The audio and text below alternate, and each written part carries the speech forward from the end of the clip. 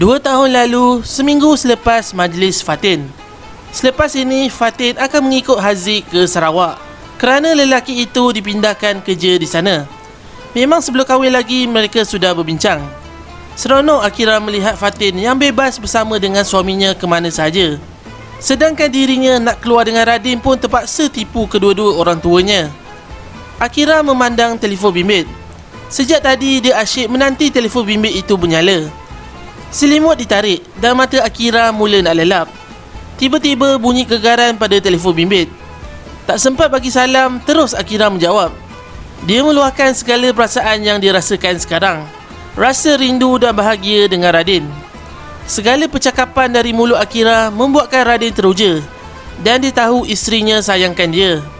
Sebelum menamatkan panggilan, Radin bertanya sekali lagi pada Akira mengenai dinner college yang akan diadakan pada esok hari. Akira pun menjawab dinner college tersebut akan bermula selepas maghrib dan Radin akan pick up Akira di rumahnya. Akira pun setuju. Nanti dia akan katakan kepada kedua orang tuanya bahawa Radin adalah pemandu Grab. Asalkan wajah Radin tidak ditunjukkan, segalanya akan berjalan dengan lancar. Pagi-pagi lagi Puan Farida dah bising meminta anaknya tidak menghadiri majlis makan malam kolej kerana Zafar nak datang rumah. Akira tidak peduli dengan kata-kata aminnya. Dia tetap mahu pergi dan merayu pada papa supaya gunakan kuasanya sebagai ketua keluarga. Miss Farida, I love you. By this time, biar saya buat keputusan. Encik Kamarul menarik senyuman manis agar api kemarahan isterinya terpadam. Ternyata taktik Encik Kamarul menjadi.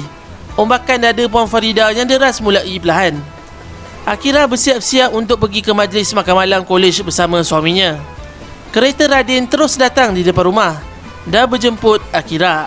Radin terpesona melihat kecantikan isterinya.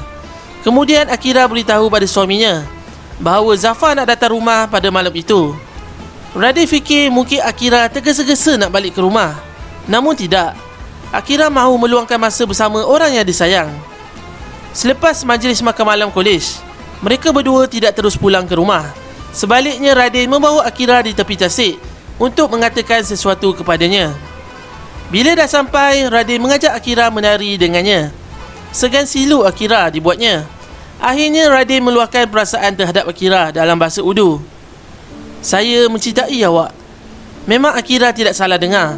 Tapi apa yang harus dijawab? Saya cintakan awak. Andai kata satu masa nanti saya lupakan awak, ingatkan saya Akira yang saya pernah jatuh cinta dengan wanita seindah awak.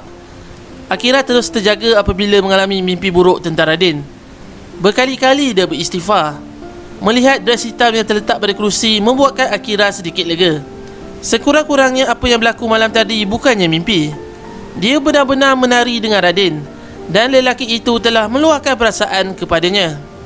Melihat cincin emas putih yang tersarung pada jari manis menguatkan lagi bahawa apa yang terjadi malam tadi bukannya mimpi. Akira masih ingat lagi. Selepas Radin hantar, masuk saja bilik, terus cincin ini disarung. Akira mencapai telefon bimbitnya dan melihat pesanan ringkas yang dihantar oleh Radin pada pukul 2.35 pagi. Hanya ucapan selamat malam.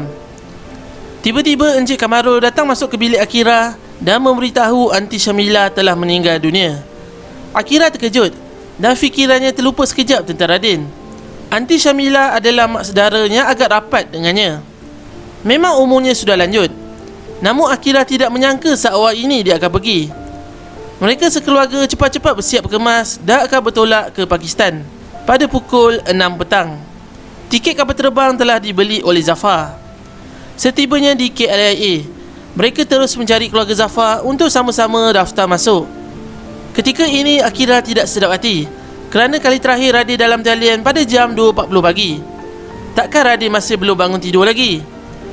Dan banyak kali panggilan telah dibuat, namun panggilan tidak dapat bersambung. Sedaya upaya Akira cuba memujuk diri agar tidak berfikir yang bukan-bukan. Namun dia gagal. Makin akalnya memujuk hati untuk tenang, semakin perasaan gelisah hadir. Saat itu Akira teringat kata-kata Radin yang terakhir sebelum mereka berpisah. Tak mungkin Radin akan kembali semula pada Liana. Zafar pula menyangka melihat Akira menangis kerana Aunty Syamila. Padahal fikiran Akira terlalu teringatkan Radin. Inilah yang sebenarnya berlaku pada Radin. Dia terlibat dalam kemalangan jalan raya ketika dalam perjalanan pulang malam tadi, selepas menghantar Akira balik ke rumah. Mat Salma dan Liana datang ke hospital untuk melihat keadaan Radin yang agak parah. Dia mengalami hentakan yang kuat pada bahagian kepala dan kecederaan yang sangat serius. Air mata Mat Salma jatuh berjujuran. Ibu mana yang tidak sedih apabila anak yang dikandung 9 bulan dan dijaga sejak lahir sedang bertarung dengan maut. Liana juga turut bersedih atas apa yang berlaku. Tak sanggup dia kehilangan Radin lagi. Waktu ini hanya seorang pelawat saja yang boleh masuk ke bilik pesakit. Mat Salma masuk ke bilik dan meratapi keadaan Radin yang tidak sedarkan diri. Tiba-tiba Radin masuk dalam fasa kritikal. Nafasnya menderu kasar. Ombakan dadanya makin kencang. Bunyi mesej semakin mencemaskan. Secemah keadaan Mat Salma yang terkejut dengan perubahan tindak balas tubuh Radin. Dengan segera doktor dan nurse datang untuk memeriksa keadaan Radin. Makin deras air mata Mat Salma yang mengalir.